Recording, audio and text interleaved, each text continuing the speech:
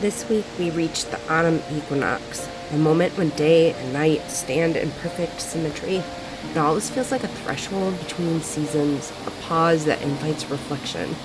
In my art practice, I've been asking, how can I find that same balance between light and dark, work and rest, creating and simply being? I haven't always been good at the resting part, at nurturing myself before I've gone too far.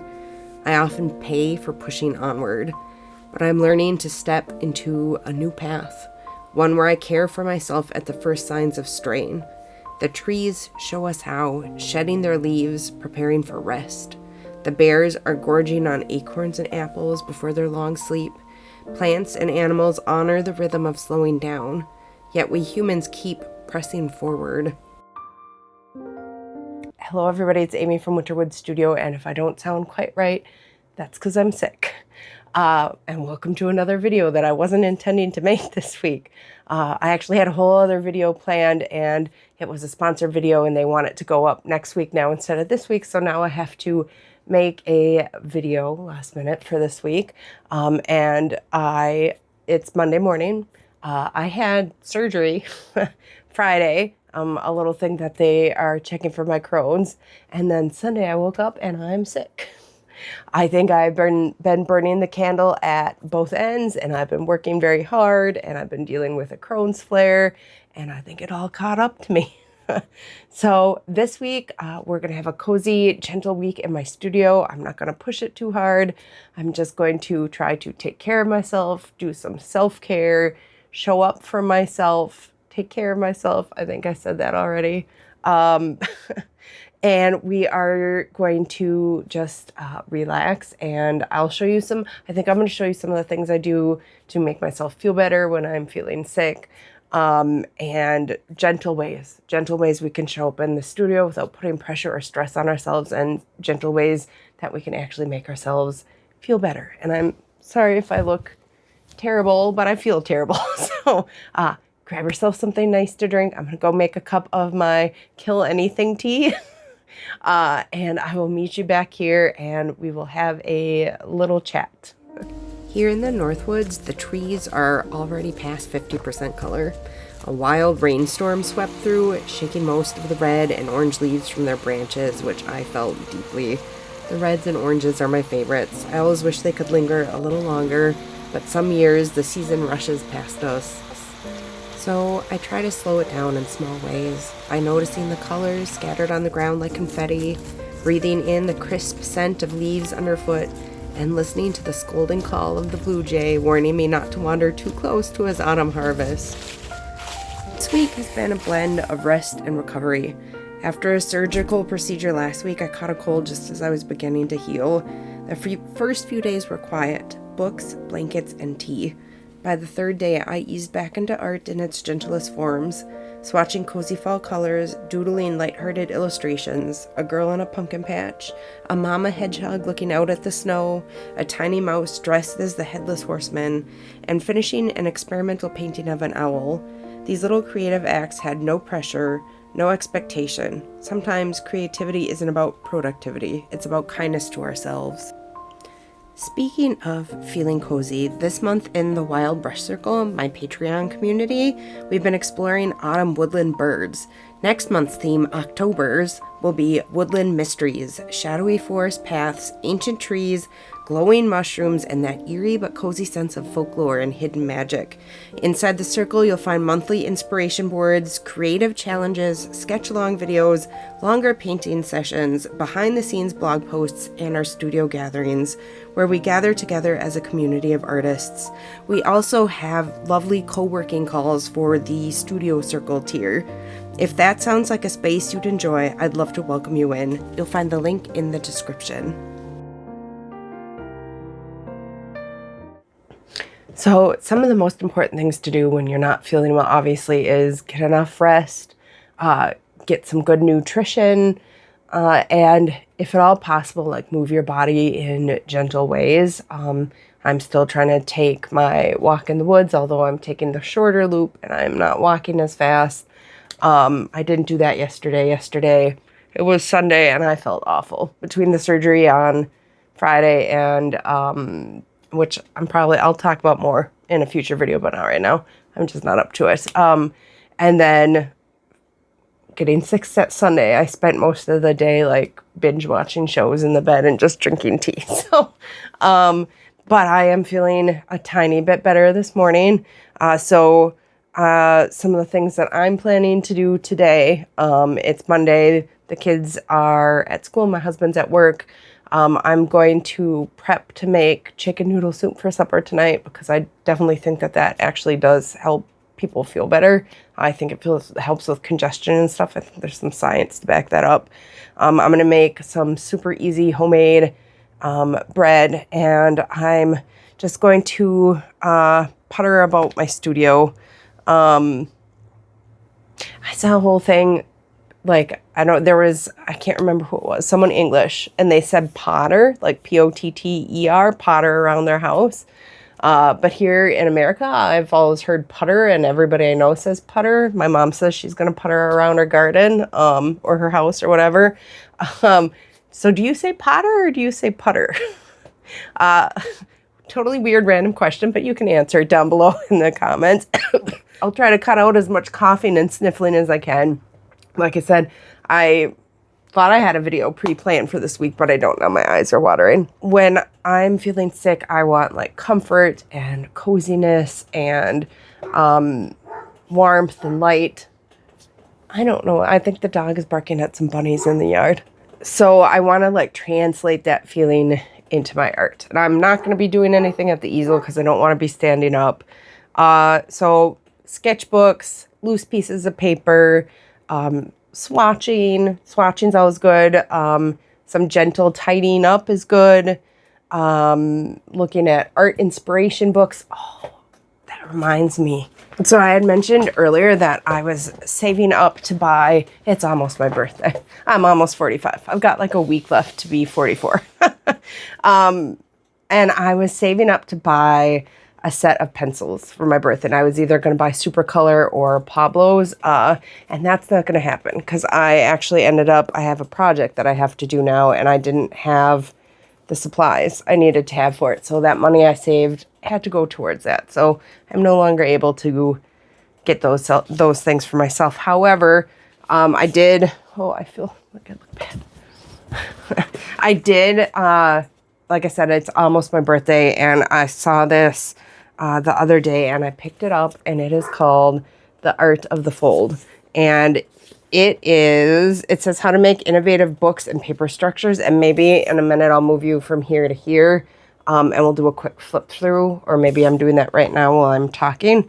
But one of the things that I wanted to sink into this fall and winter was trying to go back to what I enjoyed as a child, and I really liked making little books and like crafting things and bookmarks, and like I used to make little books all the time where I would like draw and illustrate them and stuff,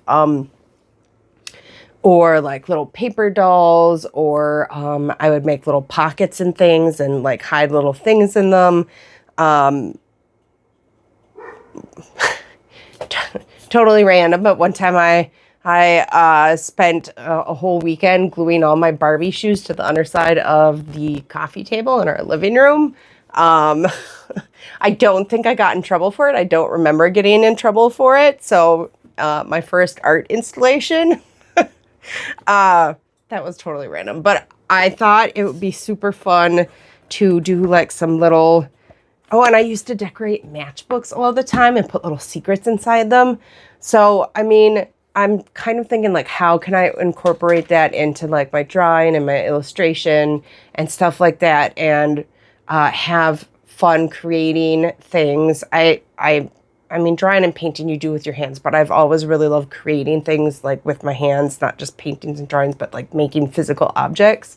So that's something that I wanted to get into this winter. So maybe we can look through that. I think that is probably maybe the only art present I'm going to get myself for my birthday, because I am out of money for right now. On stormy autumn mornings like this one, I like to begin with a hot cup of tea, the glow of my light box, which helps with feeling down as the sunlight slowly starts to diminish, and a little journaling.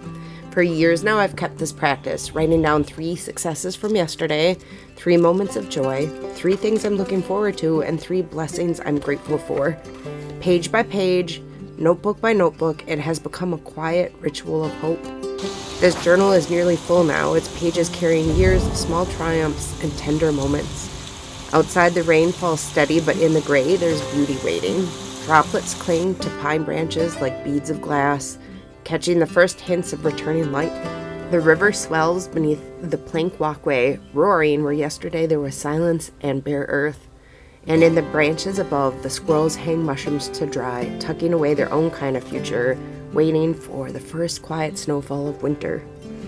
Even when we don't feel our best, there are reminders all around us that life carries on, that hope glimmers in raindrops, and that there is still magic to be found in the turning of the seasons.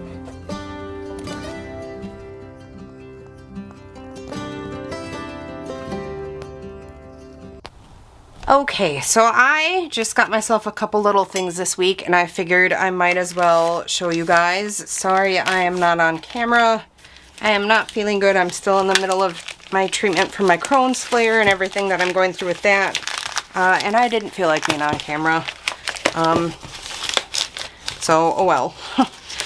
This first thing is something I heard about in one of the Orange Beak Evenings with Orange Beak talks. If you haven't heard of them, they are a illustration group. I got this used on Thrift Books, and it is supposed to be a really good reference for drawing. Oh, this is going to be great. This is exactly what I was looking for. I kind of wish it was in better shape. This was supposed to be in good shape, but the whole back isn't attached. This is going to be awesome. Wow. I wish I had known about this sooner. This is going to be great. Look at all the different poses I can practice drawing. This is going to be awesome. Super excited I got this. And as always, I'll link everything below. And then I opened this because I did. In here we have just a couple of things. We have a tube of gouache here, which is, let's see. Sorry, my battery died there, so I don't think you missed anything. This is a tube of Holbein Gouache, if I can get it out of here. I think this is their older bottle. I got this on Amazon. You never know for sure what you're going to get on Amazon, but this is their acrylic gouache, and this is in beige. And then I also got this one in misty green, and this one in opera, which is really fluorescent pink. It's got fluorescence in it, and I am well aware that it is not light fast. It is for illustration purposes, and I am not worried about it. And then I got this set of gel pens for my journaling. They look kind of autumny, muted in the photo. They look less so now that I'm looking at them, but hopefully they're nice. They weren't very expensive, so it's not a big deal if they weren't. And then in here, I did not take my shipping label off, so I will just try not to show it. In here, we got, I did not actually open it. I just ripped a hole in the side and didn't actually open the package. In here, so I recently saw someone, can't remember who, recommending this Arteza watercolor paper, and it is cold pressed. I do not think that it is cotton paper, but someone said that it performed really well for an inexpensive paper, so I thought I would get some and try it and see what I think, because I'm always looking for supplies I can recommend that are on the cheaper side. And oh, that's not an art supply. Those are mini bands for working out. I found a good channel on YouTube, and I've been doing their mini band workouts. So that is my little bit of a haul for today. There's something deeply comforting about the rhythm of making homemade bread. mixing flour and water into dough, kneading it until it springs back, waiting while it rises. It feels like a kind of meditation, and when it bakes, the whole house fills with that warm, yeasty smell. My boys love it best when it's still warm from the oven, butter melting right into the slices. While the bread baked, I turned to a pot of chicken noodle soup. I've always thought it helps ease chest congestion, but even more than that, it makes you feel cozy and cared for. The steam rising from the broth, the scent of herbs, the noodles curling gently in the pot, it feels like nourishment for both body and spirit. I think of cooking as its own kind of creativity. It may not be paint on paper, but it's still the act of shaping something from almost nothing, transforming simple ingredients into comfort and care. In that way, cooking and art share the same heart. Both are ways of tending to ourselves and to others. And on this week of the autumn equinox, when light and dark balance for just a moment, these small rituals feel especially powerful. Bread, soup, art, journaling, they may seem ordinary, but together they help us prepare for the colder days ahead, the darker days ahead, offering balance, healing, and the reminder that even the gentlest acts can be a work of art. So I just decided to do some gentle doodling here, and I just had a scrap piece of watercolor paper. I think that this is bee watercolor paper, but I could be wrong. It's definitely not 100% cotton, and I was just doodling. I've got my Holbein Iridori Autumn set out here in this little palette that I've been using for the last couple of weeks, and I decided to leave in the sketching because people always ask me to do that. I'm gonna pause here and see for a second if I can zoom in. There we go, that's better. Okay, so I've been challenging myself to do these little doodles without any references, so not checking poses or like, looking at people. That sounds weird, but you know what I mean. So I'm just doodling this out of my head.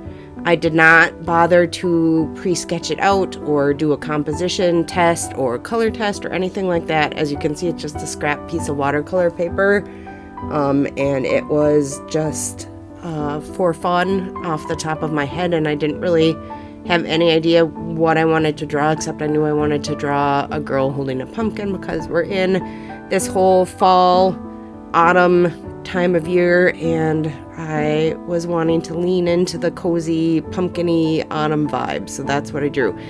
And then I was like, let's put her in a field with a whole bunch more pumpkins. And so I just started sketching in pumpkins. Again, no references, nothing like that. I'm not sure. I think I might have even been on the phone with my parents when I recorded this, which is why I think I keep putting the pencil down. Maybe I'll go back and try to cut some of those out so that you don't have to see them. Okay, so I went back and cut out some, if not all of them. I wanted to mention that I'm onto the painting here already, but that silver pencil that I'm using is just lovely. I've had that for a while. I think it's I don't remember what brand it is, but every time you click the mechanical pencil clicker on the end, it rotates the lead so that it's always sharp, and it's really lovely, and it's a game changer. If I can find it, I will link it in my description down below. I try to link all the supplies that I use so that if you see anything you want, you can go get it. But I've had this one so long that unless the brand is in it, I'm not sure if it's even going to be in my order history. So I'm now using my most favorite dip pen, which I will also link below, and the Nico G comic nibs. And I am using the Dr. P.H. Martin Bombay ink in Van Dyke Brown, which is so far my favorite ink for pen and ink. I've tried a bunch of other stuff, but that is my favorite. I have a bunch of acrylic inks. Some of those are kind of nice, but I just really do like the P.H. Martin inks. I highly recommend them. I have them in a bunch of colors, and we'll sometimes do the line work in other colors. The sepia is a lovely sepia. Did I say it wrong? Sepia? I don't even remember. I know I was saying it wrong, but I don't remember the right way to say it anymore. And I'm sick, so I don't know. My brain's not working. The brown is also lovely, and of course the black, if you want a nice dark line, is my go-to black, and I've used them for years and years and years and years and years. I guess I was going for like a little bit more of a traditional illustration look here, doing some of the details with the pen and ink. I have been doing that lately, where I'm doing just more like light flat washes of color and letting the ink do all the heavy lifting for the details and stuff, which is not normally my usual style, but it's been kind of fun to change it up. But my usual style is usually heavier on the gouache and doing like the shading and details with the gouache. But this has been fun and relaxing, and I've really been enjoying it, and I might do more of that in the future. I have tons and tons and tons of videos up where I talk about pen and ink and fine liners. If you've been around my channel for a while, you know that when I first got back into art, I was doing almost totally black and white art with pen and ink. Dip pen, fine liners, I can't remember what else I was using. Some gouache for the background. I've got lots of videos up, but probably older. So the farther back you go in my channel, the more likely you are to come across those. So if you see in that upper top there, I had painted a little swatch card for the Holbein Gouache, the autumn set, and I've just been keeping it on my desk for like 3 weeks now, and I just reach for it and use it all the time, and I'm really enjoying it. So I got another one of these little palettes. I saw that they were on a Prime deal, and I got this palette for $4, and I have the winter set too. So I filled it up with some of the winter paints, and I'm doing the little swatch card here for it too, thinking that I would also like to have this on my desk, especially as we are going into winter. We've had multiple frost warnings here now, and one night where they said there might be a chance of flurries, but so far, fingers crossed, we haven't had either. There was a little bit of spotty frost that hit a few of our stuff that was like on higher ground, but the rest of it was okay. So we're doing okay as far as that. I added some white gouache there too, and the autumn set has a little, one of the spots has, and look, I'm even labeling it because I'm planning to make these permanent. The autumn one has, one of the bigger squares is filled with Daniel Smith Autumn Mystery Watercolor, and I can't remember if there's a video up for that yet or if it's coming, but I had a few little autumn things that I had gotten, and that was one of the things that I got, and it is sparkly and coppery and really pretty, and I'm really enjoying it. So now you're like, you just swatched these. Why are you swatching them again?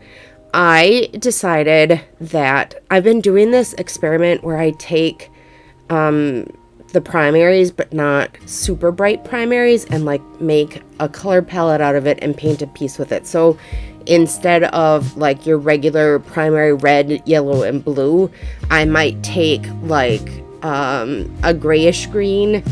No, that's not right. Why did I say that? I might take like a, let's see, what am I thinking? My brain is off. I might take like an iron oxide red and like, I don't know, like a muted colors. There we go. I will take like a muted red, a muted blue, a muted yellow, and sometimes I'll add in a couple other colors, and then I'll see what I can mix from that and like what the color palette would look like, and I will paint a whole piece with that. So then I was thinking, like, I just did that with my Turner acrylic gouache, and I think that was the video that was up last week, where I was talking about, I think it was called like Escaping to My Art Studio. The piece I painted in that were a non-traditional, let's call it that, a non-traditional palette that I picked from my Turner acrylic gouache. And before I got started with that piece, I was feeling really tired, so I just was swatching them. And then I was like, let's hang this up on the wall. And then that when I wanted to do the piece, I just looked at the swatch chart and I picked the colors that I wanted for my palette, and then I went and found them and I painted with that.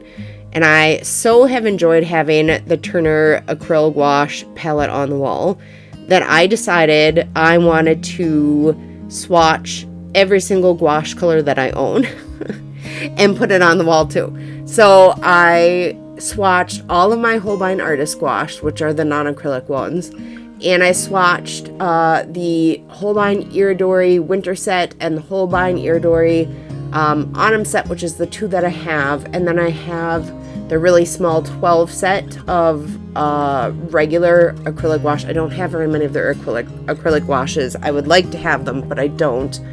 And then I did swatch the handful of colors that I have that aren't like that primary 12 set. Oh, I'm doing the acrylic gouache right here. I'm looking at my wall and looking at my screen. This is quite clearly the 12 set that I did right there. So now I'm going to swatch the handful of loose colors that I have. So as far as the Holbein acrylic gouache, I don't have enough of their colors to do this with yet. But the Holbein Iridori has been what I have been doing it the most with, and also my Turner Acrylic Gouache. At some point maybe I should, oh, you get to see my new glasses there. At some point I should take a little video of my wall and put it up so in one of these videos so you can see how I have them all arranged. And if I had like more wall space, I'd love to do my watercolors like this too. Hello everybody. So I'm kind of having a bit of a tough day today, and I'm not really feeling up to doing a whole painting, I don't think, but one thing I have been wanting to do is swatch the colors of the Holbein Artist Gouache that I do have.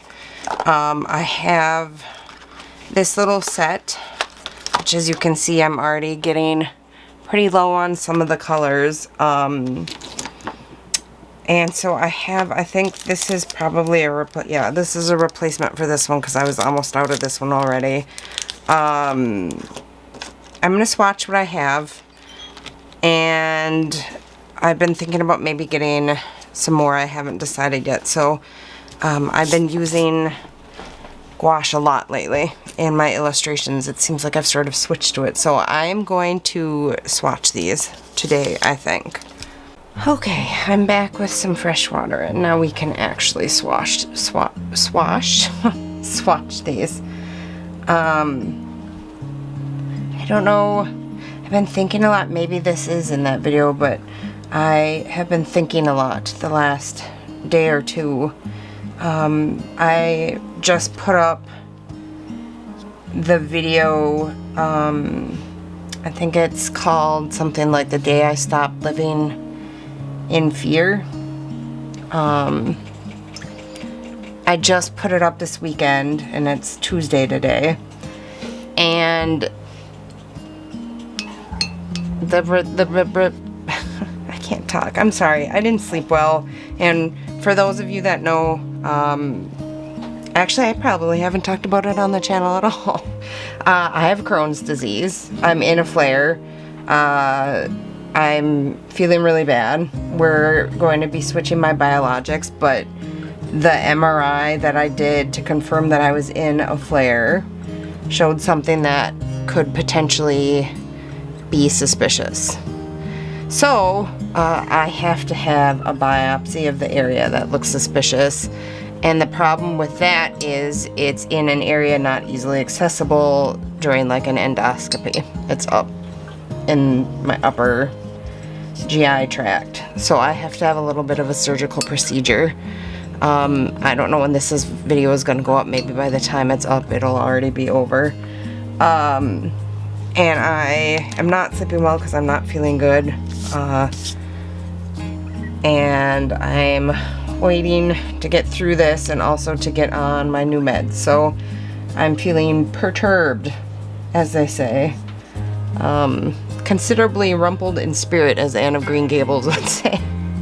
Which, by the way, I love and have loved since I was a kid.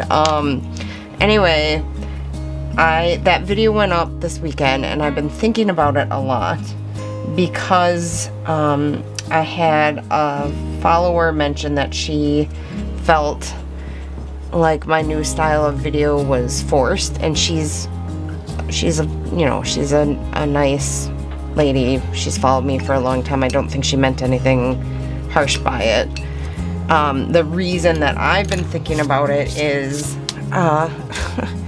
that these videos are actually the true me, and what does it say about me and the decisions I made, that when I try to be the true me, it feels forced to other people.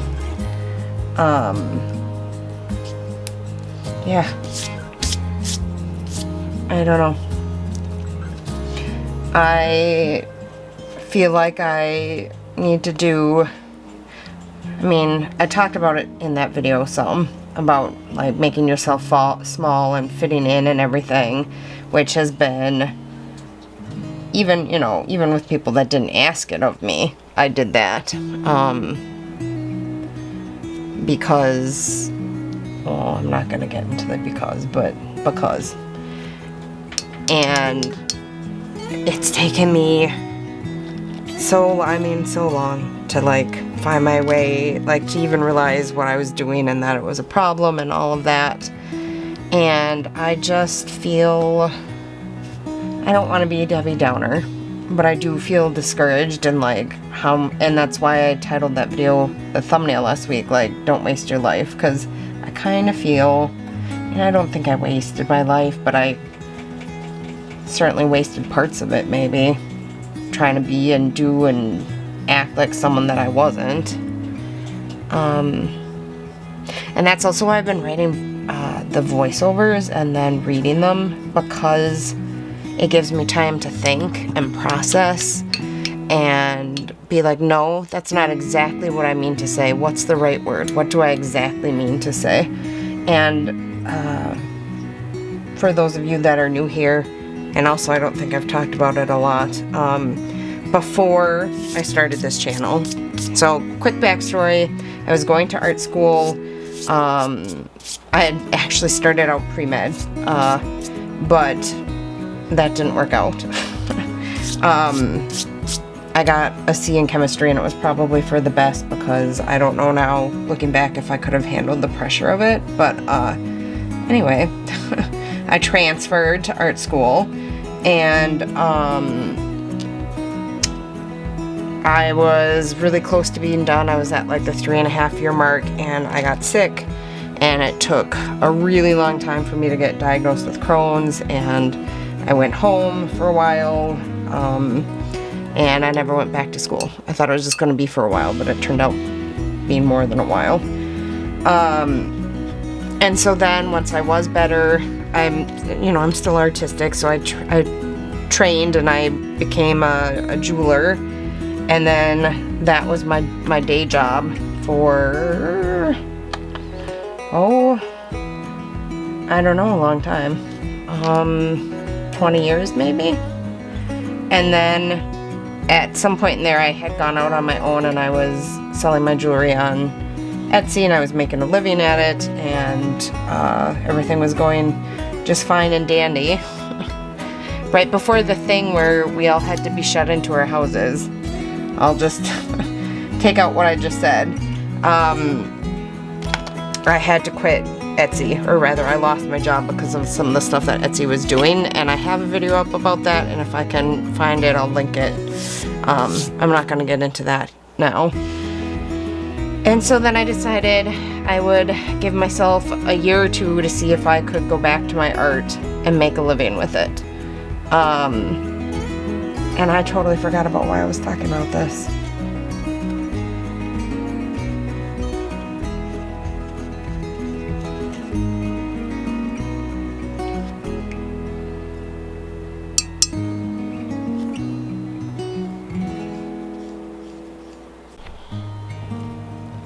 Oh, so the whole point of that was, while I was being a jeweler for my day job, I was also writing books, novels, especially before I had my kids.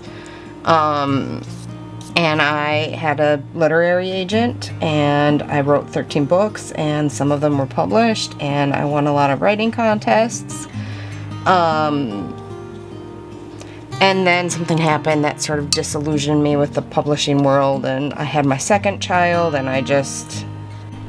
Okay, so my camera's doing that thing again where it was getting hot and shutting off repeatedly. I switched out the battery and the SD card. Hopefully I don't have any corrupted files. I don't remember where I was in story time. I was telling you guys how I love stories and how I was a writer, and how at the same time that I applied to art school, I also applied to NYU for their film program and got in, but chose to go to art school. I spelled that wrong.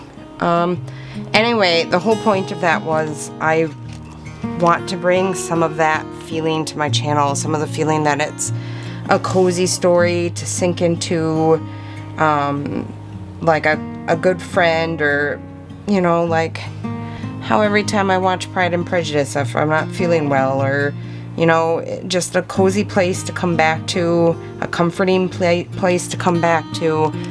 And I sometimes feel like my brain doesn't work fast enough for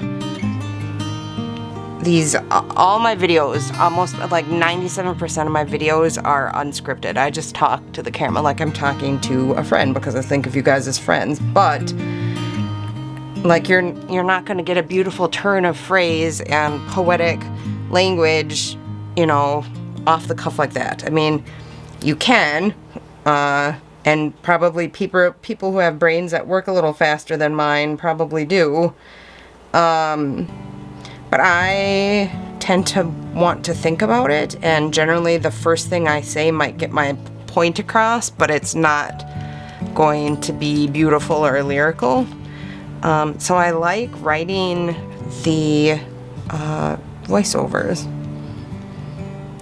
because I can take my time and think about what I really want to say, and make the language beautiful, and make the grammar flow correctly. And I still know I have a little bit of a accent. I didn't used to have that, but I do now. I lived in an area where there is that accent for almost 20 years now, and I have it now. So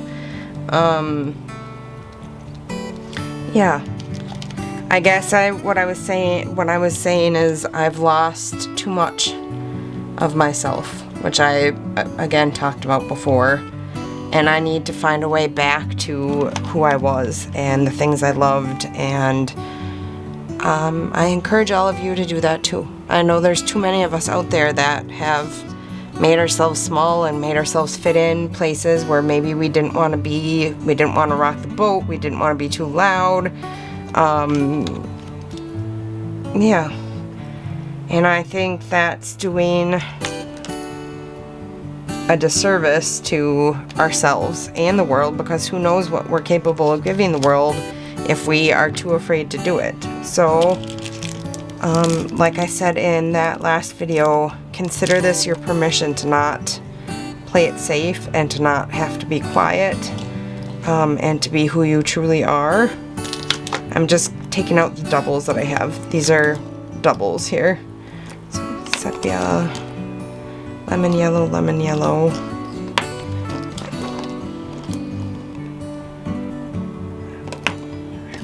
Okay, so these are the few colors I have that aren't repeats. So we'll put these in. And I don't know how much of what I'm actually saying here is even going to end up in the video, because maybe I found a better way of saying it once I started writing out voiceovers, or maybe I decided to leave this part here and raw for everybody. But yeah, I need to find my way back to who I was, and stop apologizing for who I am, and playing it safe and small, and be who I am, and share that with the world. I think we all need to do that. I think there's not enough actual human connection, and there's too much of everything else in this world right now. Yeah, too much.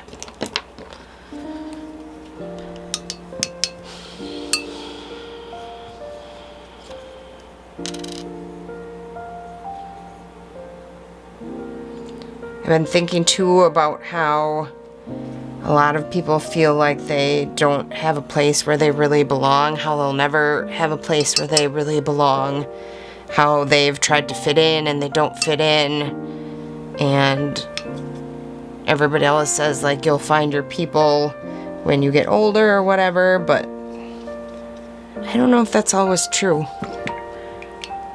I think that especially like a group of people, like maybe you'll find one really good friend or a partner or something like that, but I think that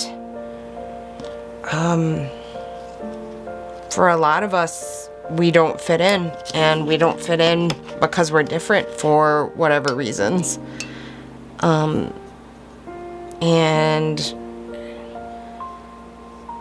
the only way to fit in is to not be who we truly are, and I don't think that's the solution.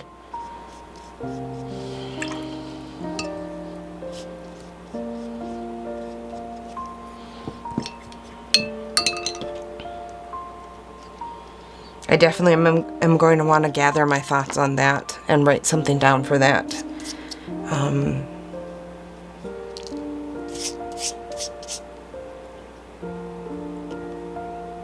Because I feel like I have more to say on that topic, but I want to say it coherently. And not in a sleep-deprived way either. Well, I might still be sleep-deprived when I write down the voiceover, but you won't be able to tell as much. Because I won't lose my train of thought and have to pause, take my whole camera down, pause it, and rewind so I can see what I was saying so I remember what I was saying, which is what I just had to do. Oh boy. I know I want to talk about how the ways we try to fit in. I suppose this might be boring for some people.